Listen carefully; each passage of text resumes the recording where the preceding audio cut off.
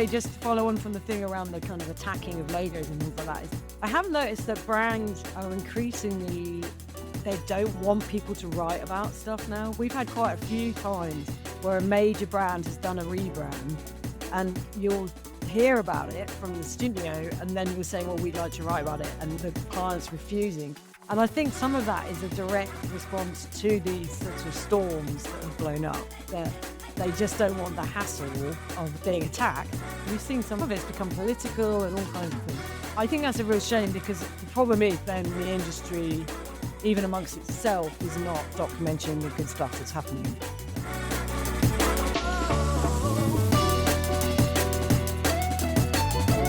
Welcome to Daring Forever, a podcast about being human, wired for wonder, capable of courage, perpetually becoming. It's about the waves that knock us under and the strange, stubborn grace with which we surface. My name is Radim. I'm an author, creative, and an eternally curious human being on a mission to speak to incredible people whom I call forever daring humans, those in pursuit of an extraordinary life. Every week I share an interview that is packed with amazing stories, value, and I can only ask you, how will you dare forever? This podcast is inspired by my upcoming book titled Daring Forever, which is now available for pre-order, out in October.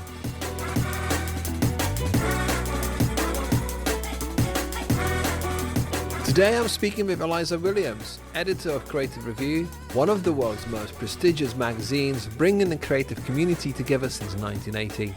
This is a genuinely introspective conversation about Eliza's career. She started out selling popcorn in the cinema, then working in a bookshop, before finding her way into writing and journalism, often without connection, without a plan, and by her own mission, often terrified. We go behind the polished output to the messy middle, why the future of creative publishing matters, the exclusivity of the art world that she left behind, and what it actually takes to build confidence in public. This is a great look at staying curious, staying honest, and daring to keep asking the questions. Eliza, welcome to Daring Forever. How are you doing? I'm good. Thank you for having me. It's exciting to do a podcast again, because I used to do them for Creative Review quite a lot, and I haven't for a couple of years, so it's fun. It's fun to have you here because what you do and where you do it and who with is kind of the epicenter of the creative industry, because everyone gravitates towards you, trying to tell you what they do, how they do it, why they do it. And you go, okay, let's have a look. For those who may not have heard of Eliza Williams, how would you introduce yourself? Who are you? What do you do? The simplest way is to say I'm the editor of Creative Review magazine, which has been around since 1980. I have been there a long time in various different roles as a writer, and then different editors along the way. But now I'm the overall editor, the overlord, as I like to put it. The overlord sounds great. Before we talk about the state of the industry, talk about your work and how you do it, I really wanted to know, what is the making of an editor? How do you get to become one? I actually was always interested in doing writing, journalism. But it was a completely alien world to me, really, growing up. My dad was in science. My mum was a nurse. If anything, this more obvious world that I could have gone into would have been more of a science world. The school I went to, a local comprehensive school, there weren't the opportunities. I hear this a lot now when I talk to creators in design and advertising, that you don't learn about these careers much at school, and even now, but certainly when I was at school, that was the case. But I was always interested in it, and we did a local school magazine, which I got involved in because it was fun. I went to university and I did English and art history, and I came out of university and just tried to find my way into doing anything in the creative industries, but with a leaning towards writing. So this was in the mid-1990s, and the industry of job opportunities then were not great. I was just applying for everything I could see in what was Guardian G2 section, for anyone who remembers that time, obviously all pre-internet, and really got nowhere, to be honest. It was extremely difficult. I had no connections, and you begin to realize as you get older and you speak to people, journalism, but also the creative industries that we write about at Creative Review are quite rooted in connection. And if you don't have that just by luck or chance, you have to hustle your way through quite a lot. I didn't do anything to do with creativity for the first few years out of university. I worked in a bookshop and in a cinema for the Picturehouse cinema chain. Obviously, I didn't feel like I was going anywhere, but this was a time when you could actually live in London and work on a cinema wage and rent a place. So it was a slightly different environment to now. But yeah, I didn't really go anywhere. I'm originally from near Oxford and I moved back there to try and work out what on earth to do. And it was through that move that I got a job at a very small publishing company. When you mentioned about your cinema job, this is where my brain's taking me because I'm thinking people watching. What was it like to work in a cinema and observe people? This was in the Clapham Picturehouse, which is a small art house cinema. I was selling popcorn and doing the box office. It was nothing that glamorous, but the people who were working there were great and really good fun and had these kind of bigger aspirations. Didn't feel like I was wasting time really. But also cinemas are great. You get to watch movies all the time. The time you describe it, this is mid-90s, it was almost a golden age of cinema. So many good movies came out, and at that time they seem to be coming out every month. When you think about some of the classics we've had now, there must have been quite something to live through it. I've been going to the cinema a lot recently, and I feel like everyone's down on movies a lot these days, but actually there's loads of great films coming out. And I feel then the ones that I really remember are things like Seven and Trainspotting and Romeo and Juliet. As an usher, you obviously could go and see movies all the time in the daytime and stuff when you weren't working, but you'd end up seeing the beginning and end of films all loads, which is slightly weird. I know the end of Trainspotting, for example, really clearly because I had to get everybody out of the cinema. But yeah, it was good times. I remember that actually at the cinema with Trainspotting, this was actually a different branch of the picture house, to be really specific. But they had Danny Boyle, the director of Trainspotting, plus John Hodges, I think it was, and also the producer, whose name I can't summon up. They all worked with Danny Boyle after this for a long time.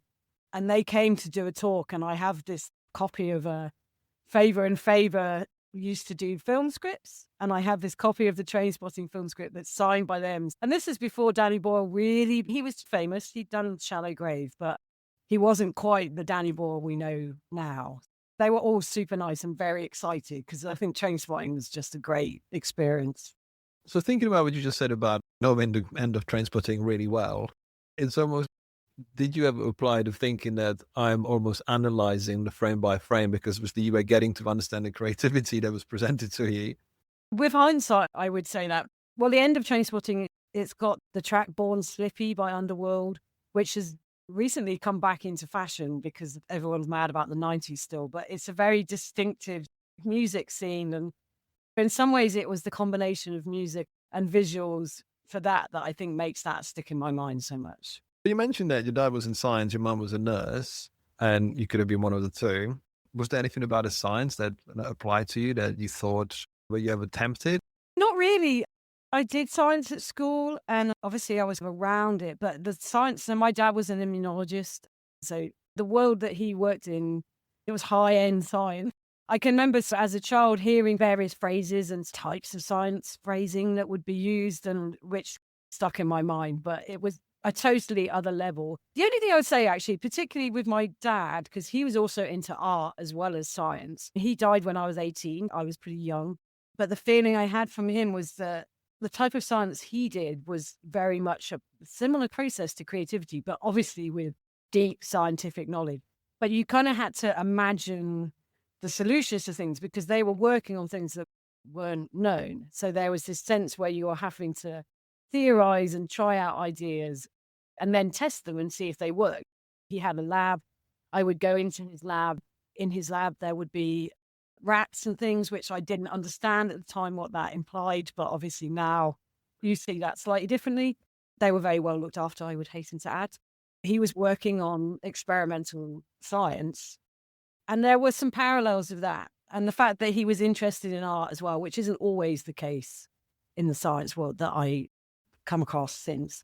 But he always had this kind of passion for art as well. There was this sense in which those things weren't entirely separate as they sometimes can be perceived to be.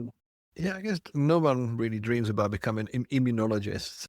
Well, I don't know, since COVID, maybe, right? Because the funny thing for me is that my dad died in 1992. So obviously a long time ago for this, but there's so much talk about immunology and some of the things that he was actually involved in have come up in the COVID era, particularly. Maybe that sparked a whole passion for it that wasn't there. You mentioned that you were at younger age, you were interested in writing. And I want to find out where did that passion or that interest came from? What were you reading? What was surrounding you? Because, as you said, before the cinema, you find yourself in a bookshop as well. And I just kind of want to know, where did the words come into your life? Yeah, bookshop, another great job to do when you're young, because if you're into books, it's a very pleasant environment. Well, I guess I read a lot myself, not always very highbrow stuff, but I always liked reading. When I was a real child, there were authors like Roald Dahl. He has a complicated image nowadays, but in terms of wordsmith and this magic of words and conjuring up imaginative worlds, he was the master of doing that. All that phrasing very much stuck with me. And then I think another thing would have been through music. As a family, we listened to quite a lot of Bob Dylan when I was a kid. Words from him really stuck with me. I wouldn't say that any of this was massively conscious. It wasn't like I sat down and sometimes when I talk to, say, illustrators or artists in particular, they would be like, I was constantly drawing and I was constantly doing stuff. And I wouldn't say that was something that I was doing. It was just something I liked and enjoyed and was interested in. We'll be back after a quick break. This episode is brought to you by Lux Coffee Co., the first creative specialty coffee company building a platform to shine the light on emerging global talent with a mission to make a positive impact on the creative industry and beyond. Lux Coffee Co. offers exceptional coffee sourced from around the world through ethical and sustainable practices, and you can discover the current range of signature blends and single origins, coffee hardware and accessories, along with exceptional apparel at luxcoffee.co.uk. You can use the code PODCAST to get 15% off your first order.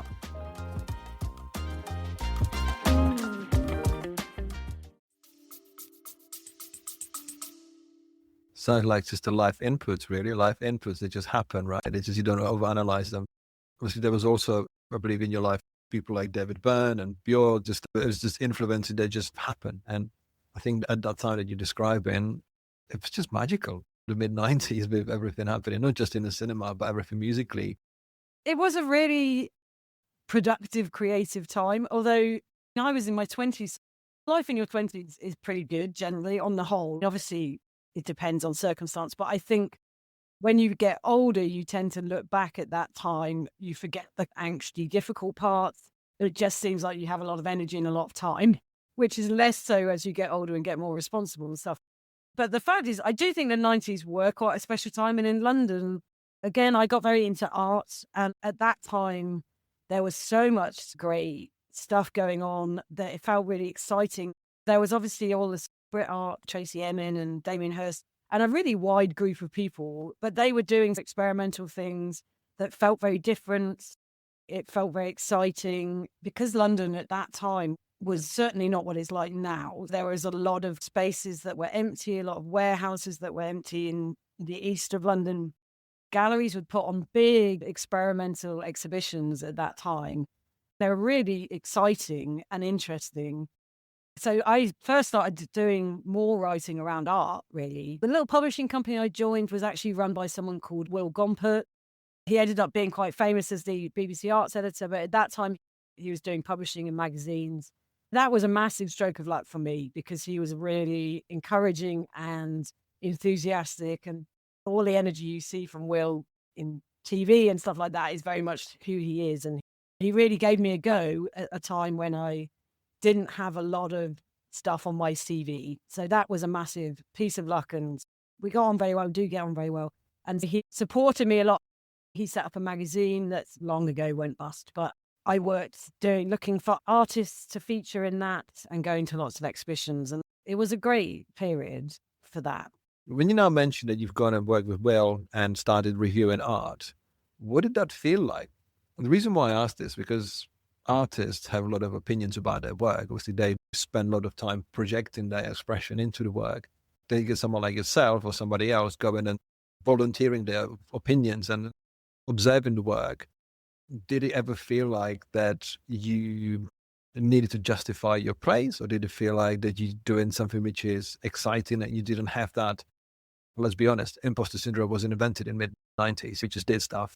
What did it feel like, that transition from going into writing this stuff about people who potentially sometimes were quite established and potentially could bite back if they didn't like what you were writing? I was terrified. There's lots of different things that were difficult. There's a lot of social anxiety about going up because you could go to openings and they were pretty free and open, but it was a small world and it was a relatively closed world, the art world. And this wasn't really the artist, actually. It's more just a gallery world. And I would say it was more open then than it is now, because I think it's even more the realm of wealthy now, which feels like a bit of a shame. London wasn't as sprawling as it is now, and you could be anyone and rock up to something and it would be okay. But I wasn't like somebody that was massively comfortable doing that. So it always took a bit of a deep breath to do it. And then in terms of the writing, I didn't really get a lot of people hating on me. I think if you write for the Nationals or you're in a very high profile art magazine and you're that established name, then there's a lot more pressure on you, I think. But the magazine we were doing wasn't really that big. It was growing. I wrote for a bunch of other magazines. I wrote for Flash Art, which is a Italian-based art magazine, but published in English. A bunch of blogs. There were a lot of blogs at that time. And a lot of the time you were just writing for free, which I feel is a whole other topic, really. But at that time, that was really the only option to get your name in print. In the nicest possible way, I wouldn't say there was massive amounts of editorial standards going on with that. Some magazines did. I did write for bigger magazines that would be more critical about what you wrote and push back sometimes. But I think a lot of the time it was just getting stuff published. And to a certain extent, there's still an element of that in all magazines, that people just want to see their stuff being written about. And I think the thing with the blogs and things at that time is it was reaching different audiences. There's obviously moments where I look back on things and cringe horrendously, which I would say is probably everybody's youth career experiences. It's part of everyone's journey, isn't it? Having stuff that you look back and go, I can't believe I did that. Well, when I did that, I thought I was the superhero. But I really liked your honesty when you said you were terrified and your social anxiety when you were going into these rooms and talk to people, because that generally is almost everyone's arc. No one has that confidence of a serial killer. Actually, some people I think maybe do. How long did it take you to actually overcome this, to feel confident in what you do? A long time, really. It depends. I joined Creative Review. I shifted away from art and more out of circumstance, what kind of work was available. And I ended up going more towards the advertising and design world, which I really loved, actually, because the difficulty I had with the art world is it did really feel like an exclusive environment. And I never felt entirely myself there. The artists were great and I really enjoyed interviewing artists. But the structures around the art world, I found a little out of place. Even though it meant sort of leaving behind writing so much about art, which I did love. I really enjoyed going into the more commercial creative sector because I felt it was much more welcoming and interesting and friendly, actually, compared to the art world. So that happened. You're asking me about confidence. It just happened over time. There's certain things in terms of writing, I think that happened quicker. I used to absolutely hate public speaking and I used to find it totally terrifying. And I really actively avoided doing it for quite a lot of my early career. Even though I'm quite an extrovert person, but it just intimidated me immensely. And I can't remember exactly what shifted with that, but it was essentially just being forced to do it. And then realizing that actually it's not massively different to just speaking to people. It's just speaking to a lot of people at once. But if you go into it thinking of it like that you're not actually having to perform, you're just doing what you do. And by that point, I'd interviewed lots of people. I think the key thing was learning how to ask people questions and have natural conversations. And that way you got much more from people in interview terms. I love that. I think the ability to ask questions, I think it's when you're a people person, you don't have to prepare questions. You just find out. You start opening the doors in a conversation and see where it goes. And I love this clip. There's a clip of Alain de Botton speaking to someone, and he says, there are people in life who make you feel really interesting, and there are people in life who make you feel really boring. Because the people who you open up to, you trust them because you feel that they've already worked on themselves. They've got that depth. They've found out who they are, what they want, how they express themselves. And then you get people who are not that. They're just the more surface level. And I think when you observe the society and when you try to find out more about yourself, then it's easier to connect with people. It's actually much nicer because you accepted yourself who you are. What people might be thinking about you doesn't matter. And actually you just enjoy the journey, because I think the best conversations ever are, they just ask all the questions you can think of. And my kids sometimes would hate it because I would ask Uber drivers about their lives. They're like, why are you doing this? I'm like, because they feel seen. They feel, they feel heard. I think that's the general curiosity. I think everyone you talk to is interesting, and you find there's interesting stories. Everyone you talk to will have something interesting to tell you and unexpected. But also in terms of the industry and the work and stuff like that, that a lot of the time, the things I love are getting to go behind the scenes, whether that be literally sometimes, but also just hearing about how things are made and the stories behind how things are done and when things go wrong, because they always do. And it's all that stuff which I find really interesting. And in some ways, the polished end thing is the less interesting part, really. It's the whole getting there that's good. How do you put a podcast together in the first place? And what gave you the idea to interview more than one guest at the same time? Because sometimes that could be called logistical nightmare. We did a podcast at Creative Review called Creativity Sucks, which was supposed to be about challenges and problems. I really love radio. And the reason I love radio and then podcast is that there is a kind of intimacy with audio. I know now a lot of people watch podcasts on video. I still tend to listen to them when I'm doing other things or walking around. And it does feel like you're joining a private conversation, which I really like.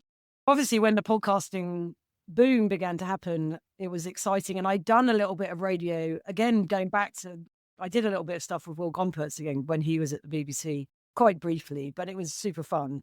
We also did a Creative Review podcast initially, which was just interviewing people. And this was before COVID. So I would actually go and sit with them with a recorder. And it was all done, almost it feels a bit analog now. When COVID happened, we all discovered the joys of video recording and everything like that, and remote recording, which opened up the landscape for doing interviews with lots of different types of people in different places. And so we set up this Creativity Sucks idea, which was the concept. And as you say, I do sometimes wonder if that was an insane idea at the beginning. It was like panel talks at events, right? Where you get 3 people and me to talk about a topic. I think we're doing this on Riverside. We used a different platform then, but it's very similar, where you just had all the people live together and we just had a conversation, which was led by me. The hardest part about it was all the administrative logistics. It's not the most interesting topic, but administrative logistics is a bane of everybody's life. So that was the bit that made it tough. I think we did 3 seasons, maybe. I can't remember how many episodes there were, 25 or something. It was fun, but it was, as you say, I think it was more challenging than maybe this format. What's really interesting what you said about radio, that you love radio. And when I remember listening to your Creativity Sucks podcast, it reminds me of the Bottom Line podcast or the Bottom Line radio show where there were 3 guests, and it felt really natural to actually share this, because what I find the most amazing about asking people questions, you just never know where you're going to go next. And having 3 people in the room must have been quite revealing, because they potentially thought about stuff they haven't thought about for quite a while. Is there any particular moment you remember from those seasons that stuck with you as in, wow, that's a standout moment? Always for me is when people share more personal stories. And in some ways, the 3 people format, sometimes it really worked for that. Other times there just wasn't enough time for people to get really stuck into it. But there were a few topics that we did. We did one about politics, actually, which was really interesting because we had 3 people who were from different generations and also different positions politically, talking about communications in politics. That was really interesting. And that was inevitably slightly personal. That was a topic that could have got quite heated, but actually didn't, but was fascinating because some of the people participating essentially didn't really have a strong view about what they were promoting. This was at a time of Brexit was happening, I think, and one of the people on the panel had gone on to work, I think, afterwards with Boris Johnson on his campaign stuff. I don't know if you remember, he did a bunch of, I think, quite wild at the time, social media posts and things that all had this quite almost like an early internet. They weren't polished in the way you think of with something like the Conservative Party, and they really stood out and I think were really successful. So the guy who'd done that talked about those. But other things, we did topics that were about salaries and about equal opportunities in the industry and things like that. And people would share stories that were quite personal. And there's always that kind of personal side that appeals to me. That podcast wasn't really about the work so much as about how you get to make the work and who gets to do it and how. So it led to itself to more personal stories. When you look back, I think it was a perfect addition to what you used to do with the magazine, because you want to know the stories behind the scenes. You want to have the pub chat recorded as a podcast, because that's ultimately, I think, where we grow and where we learn from one another. Because you mentioned the world of art being very gate kept, which is obviously, when you think about it, it's such a shame, because the art should be for everyone, but it's ring fenced by the few, even though it should be for the many. And when you talk about the world of creativity and design, which is more welcoming and more open, and then still, when you talked about the job hunting, and it still felt 20 years ago, no one would tell you how much they charge. No one would tell you what their secrets are. No one would tell you how to get clients, because everyone was protected, because it goes to biologically to our scarcity mindset, that we worry about the reason why people get angry driving cars, because it's the lack of resources, the shared resources. I feel we live in such a different time now, where we talk more openly about mental health. We talk about how we can get clients, how we can share, because ultimately that's helping everyone. And we realize, when you look right and when you do the right stuff, there's plenty of work for everyone. You can invent it, you can create it, you can find it, and you can have it. That, I think, gives us in a situation where there's more openness, right? I think younger generations are really feeling like it's hard to get into the industry now, and it's really hard to get to do the work. And some of that, I think, is around the question of AI. I know there's a huge amount of conversation about entry-level jobs and AI, and I think that is very real. I was at Northern Design Festival a few weeks ago, and there was a conversation from somebody younger who was asking advice for how to get into the industry. And it was clear that people really feel it's very challenging still. I agree. I think there are many more ways now, but I think maybe it doesn't feel that way. It still feels quite a closed community to some extent, which is a shame. You mentioned something interesting about the entry-level jobs and doing the work and getting into industry. Because when you think about music, no one's going to employ you until you really know how to play or how you write a song. Hypothetically employ you, because obviously you have to really work on your expression, on your craft, on your understanding, almost like get yourself in a really good position that you are listenable or someone wants to pay attention. And I think with some of the software manufacturers, or call them vendors or whatever they might be, the focus is obviously on the shareholder's price, on the bottom line. Obviously, they have to hammer the newsworthy stuff, in my opinion, about the fact that they're moving in line with everybody else, even though, according to MIT, 95% of the implementation of AI in the enterprise was just catastrophically bad. It didn't work.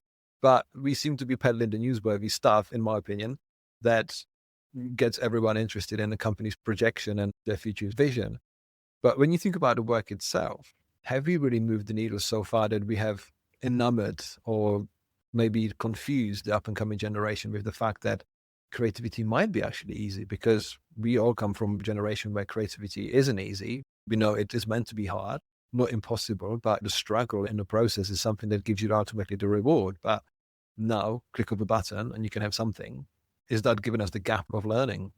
I feel slightly wary because I think genuinely it is quite hard to get into companies now. I was saying at the beginning about moving to London in my early 20s and being able to live in Clapham, which seems ludicrous now, but I was doing that on a cinema way. And that would be utterly impossible, I would imagine. There's loads of real economic issues. But having said that, it is easier than ever to make stuff. And making stuff is quite hard. And learning how to make stuff, you do need that kind of period of time. There are a few people, and we do a grad watch thing, which is where we profile new graduates. And we also generally profile quite a lot of new talent at Creative Review. And I'm constantly astounded by there are some examples that people who are really just be able to do it straight. They're self-taught, they've done it, they've really worked it out. There are exceptions to this, but I think for a lot of people, you do need to spend a bit of time learning how to do the work, especially working with clients. And that's a massive part that I don't think is taught at university. You might be taught how to do design or to do advertising or other kinds of creative stuff, but actually that process of coming up against a client where you have to persuade them to like your ideas and understand your ideas, you have to take that rejection, which will often come from that. It might not be anything to do with your creativity. It's probably just isn't the right thing for that person at that time. There's a huge amount of stuff to learn when you're younger that if you're part of a company, you can learn that more easily. And I think it's those jobs that are maybe harder to get.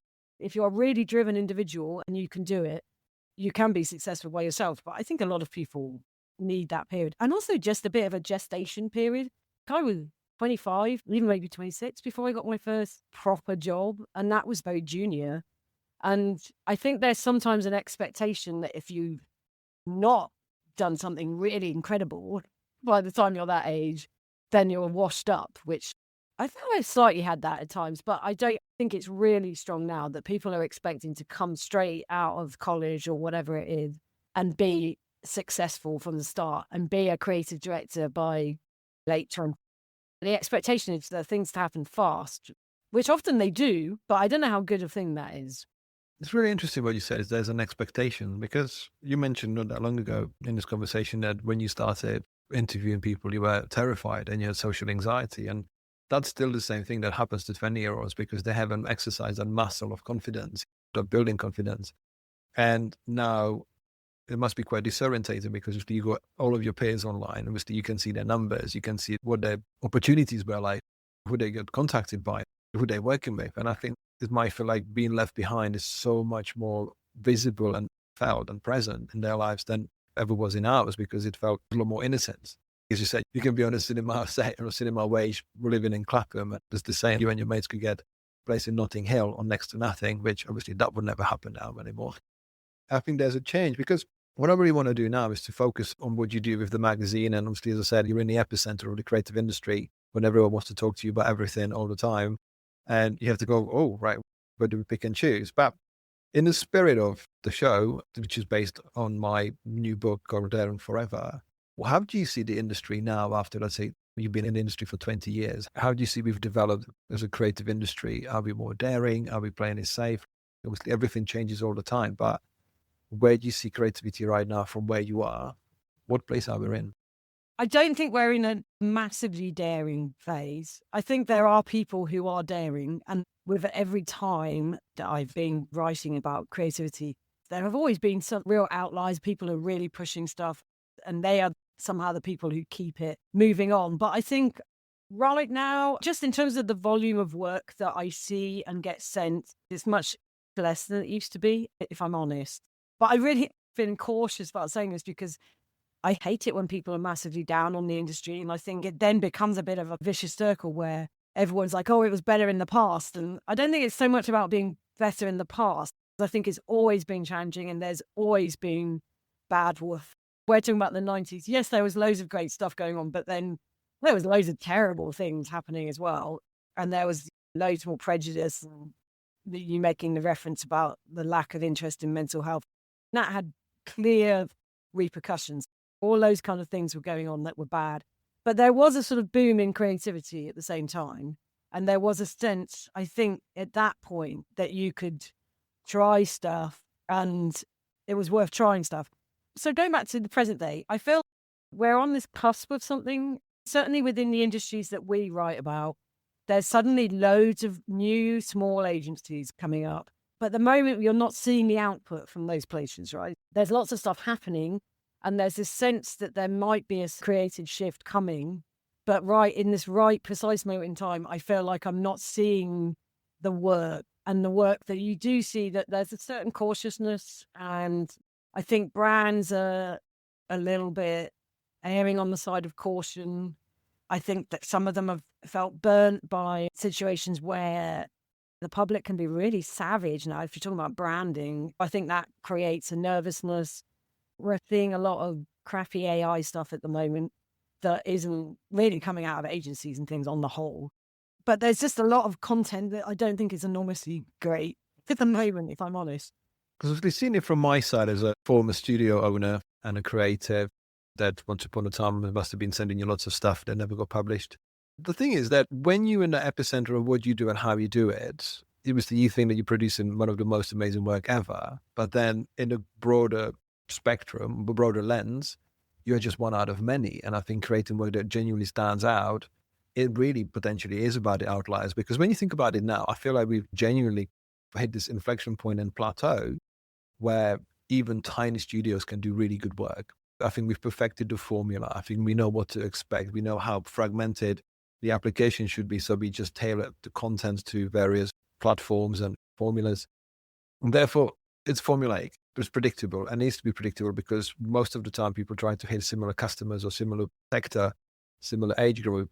And therefore you try to understand what they might need to have, what they might need to see, and what does it stand out. But I think perfecting this so much, and people being able to learn from, let's say, from the bigger studios and borrowing the ideas of strategy and execution, it leveled the playing field, because you really need to do something really crazy different to stand out, or to make it memorable, or to actually to create something of a change, because so much of good stuff is good, and it's almost brought down the medium of where what normally used to be fantastic is now entry level. And I think that must be quite hard for many, because where do you push the needle? And I think, are we just enjoying the plateau, or are we actually dying for change? Yeah, I think that's a really good point, actually, because I think generally design is much more respected now. And I think there is an understanding that almost any brand or business needs to have a solid design.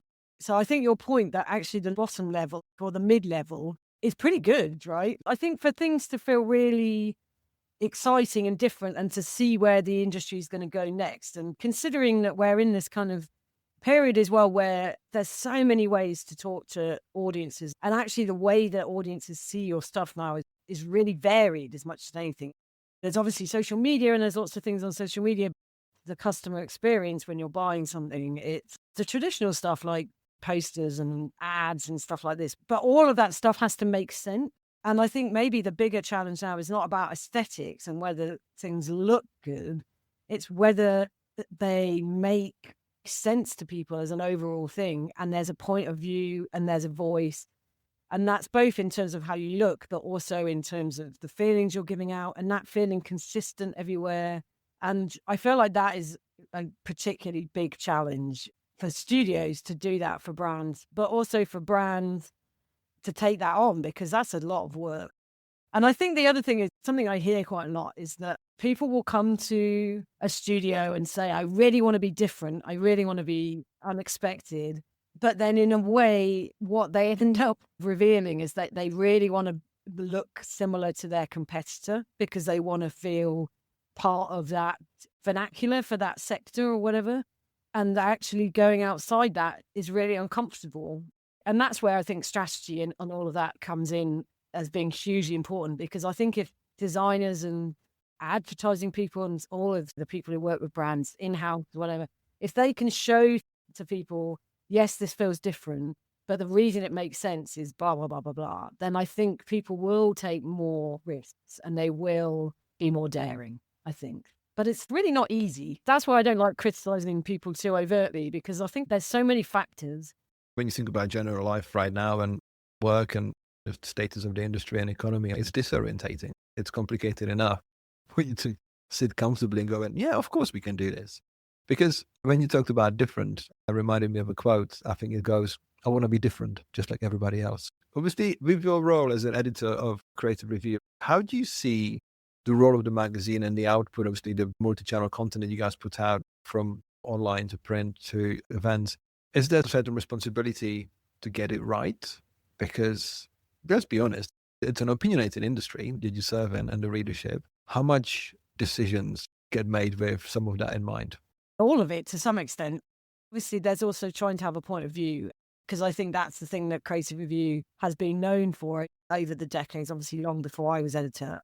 It's seen as having a curated thing. So we're not just covering every single piece of new work that comes out, which some other titles do that. It's more about saying this piece of work is interesting because of X, Y, Z. That's what we're trying to do. And trying to find work that reaches slightly outside of the industry as well. Our audience is very much people at agencies, studios, inside brands. That's our core audience who we're constantly thinking about, but also trying to think about how these pieces of work segue with culture, how they impact culture, because people really care about brands. And you see that when people react to a logo change. Sometimes it takes me by surprise. That just evidence that these things do matter to people and they do impact culture in a way that other forms of culture do. There's that element to it, and trying to just find good stories, tell the insider stuff that we've been talking about, the people stuff. But yeah, you always think about what your audience wants, and the audience isn't straightforward anymore, because the audience is really changing through generations. One of the biggest challenges for us, and I would imagine all industry titles, is how do you get younger creatives to care about you and to be interested in you? And it's an enormous challenge. That's very interesting. Would you say that's a part of a strategy? Because I found through my written work, through podcasts, I wanted to appeal to a broader spectrum of people, especially, let's look at the younger audiences. And then you realize you're speaking to people of your own age. You realize that the people who create work are the people who actually most engage with and potentially might have preset habits in actually reading stuff and looking into this, because it's changing when you think about what we did 20 years ago and what we read and how we consume stuff. Obviously, that's changing now. But I think you kind of stay with your, I'm going to say tribe, but you stay with your generation. And appealing to younger people is almost like you have to find them or meet them where they are. I remember the very first time I've seen creative review in print. I moved to England 26 years ago, and I think that was 24 years ago. But I've seen it. I was like, I want to do this. This is the thing. I was absolutely obsessed with how it was curated, what he was saying. And at that time, that was the norm. Whereas I think in this very noisy, fragmented world, in terms of where you find the content, it's just like how you try to appeal, almost cherry pick individual people. Just following on from what you said, one of the things that over the years I've worked at Creative Review that people say, and I really love, is that a lot of people will say that they came across Creative Review either as a student or as a young creative in the industry. And when they've been featured in it, they say it was a real accolade. And that's something that we do hear quite regularly. And my concern is, how do I keep that going? How do we as a team keep that going for the people who are 20 now? Why should they care about us, really? Because it's easier with my generation because they all know the magazine and they have a certain idea of what it is for them as well, which can sometimes be different to what it actually is, because it's changed over time because of these things and because of the changes in the industry. And sometimes they want it to be slightly in aspic and be something that's what their memories of the industry were, and they aren't necessarily now. It's a constant challenge, but I think that it's not to make it all about young audiences, but you do just need to be keeping people coming through and being relevant to all those different groups. You are in the middle of everything. When you talk about the punch-ups, about logo changes, you got the work that's provided by an agency, you've got your readership, and you kind of stand in the middle watching the bun fight going on. What does that feel like? Because obviously this has happened within your yard, in your space. And do you learn from it? Do you try to intervene? What does that feel like? Because people have opinions about things that you feature, that you put into a public space. Basically, seeing the general reactions to what was the work that has almost nothing to do with you. You just chose to feature it. And all of a sudden you see this fire igniting under the article. I would say the most intense period of that happening was that before we had the website as it is now, we had an actual blog that was on a blog format where people could comment. And that was sort of just before Twitter, I guess, or around the early days of Twitter. People were utterly savage. Patrick Burgoyne was the editor then, and occasionally he would have to come in and we would actually put a comment in saying, be respectful, etc., etc. Or we would remove comments. And then obviously on Twitter, you would see that a lot. I think some of that has died away in that you don't have those forums where people do that so much. I mean, I think the design industry in particular can be extremely unkind to each other.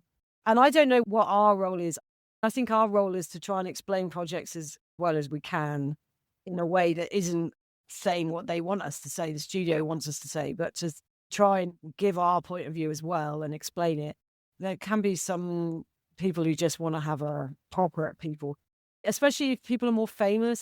It did seem to go that way, that there could be some more aggressive responses then.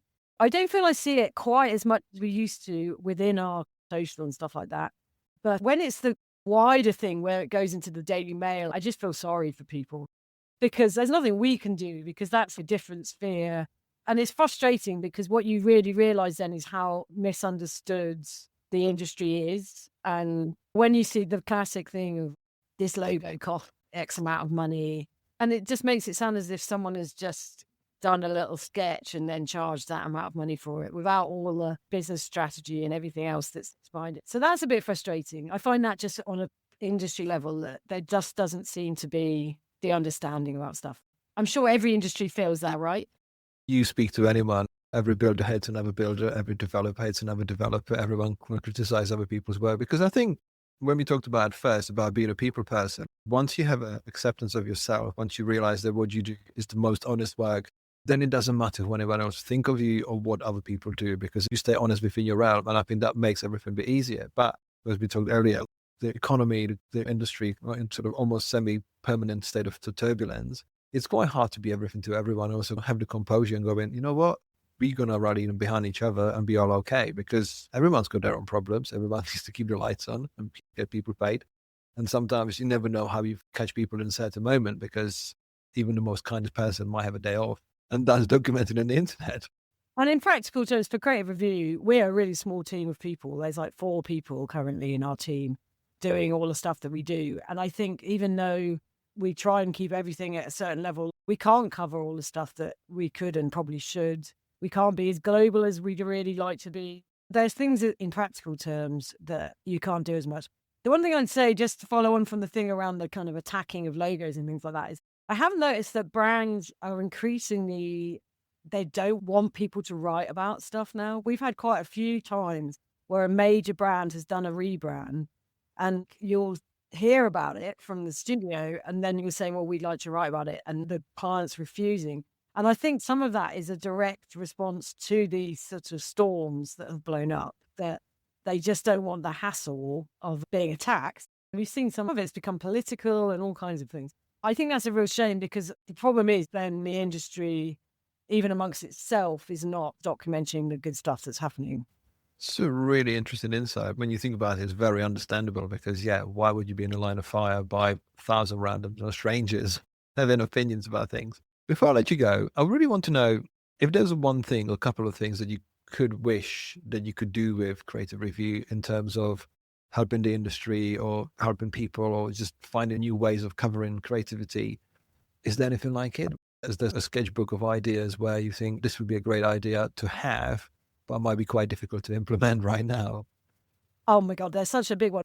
As a brand, we've been acquired by a different company in the last 7 or 8 months. We've sort of touched on quite a lot of it here. Is I think I would really like us to be more global, to cover more work that is happening elsewhere and reflect the fact that it is a global industry. And I think people are really interested in other parts of the world and what's happening elsewhere and how it works there, etc. So I'd love us to be more global. And there's huge amounts of other stuff we'd like to do. If I had another 10 people, we could write loads more stuff.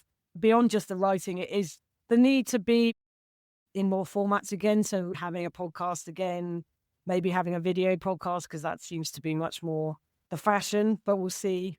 And finding ways of reaching these younger creatives and making them feel that we're an exciting brand while also keeping all the other ones happy. They're the biggest challenges. One of the biggest problems with journalism now, and in some ways you touched on it with being a creative now, is that you can do anything, right? We could make videos all the time.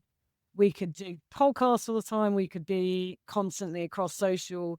And there's an expectation from audiences that you should be that to some extent. And the biggest challenge is, how do you do those things well? And which one of those things are the things that you should be doing, putting your time towards? Because resources are always finite. So how do we do those things in a way that feels consistent and strong and gives people what they want, but also feels fresh and exciting? Yeah, it's a constant conversation. But I'm sure everyone is kind of having that to some extent, right? I think to some extent, I think they do. Because when you think about it, just like we're talking about studio owners and everyone who runs a creative business, we are in a constant state of reinvention. I can think of my creative arc going from designer, illustrator to art director, creative director, author. You constantly try to reinvent yourself, because not that you always want to do it, it's just because you need to, because what worked 5 years ago doesn't work now, or it changes, or it doesn't pay as much. And I think that story arc of our creative career is really important to highlight, because it can feel so comfortable, even with your publication going, hey, this is working now. What next? Well, something new. Something completely different, because everything changes, especially at such a sort of turbocharged times that everyone's vying for attention. And if someone does something new, when YouTube started the autoplay, or was it Twitter or Facebook or whatever, everyone started autoplay, and everyone started this because everyone's fighting for the same pair of eyeballs on their platform. So I can only salute you and celebrate you for what you guys are doing, because you're still here. And I feel you're stronger than ever. As you said, it's a trusted brand that lots of people of our generation absolutely love and appreciate. It's still going, because it's an honor to be featured on this. And this is something that stands for something. You value the opinions, you value the curation. It's not another punch up of a blog website where everything goes and nothing really matters. And I think that curated honest voice of what we're creating as an industry. I think it's still so important.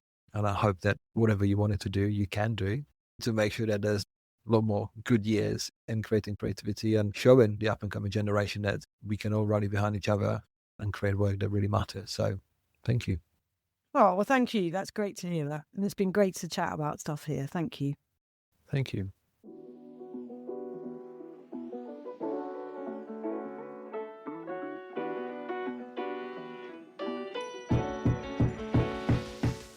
Hey, thank you for joining me on this episode of the Daring Forever podcast. As always, I'd love to know your thoughts, questions, and even suggestions. So please get in touch via the show notes or social channels. This episode was produced and presented by me, Radim. The audio production was done by Neil Mackay from 7 Million Bikes Podcast. Thank you for being here, and I hope to catch you on the next episode.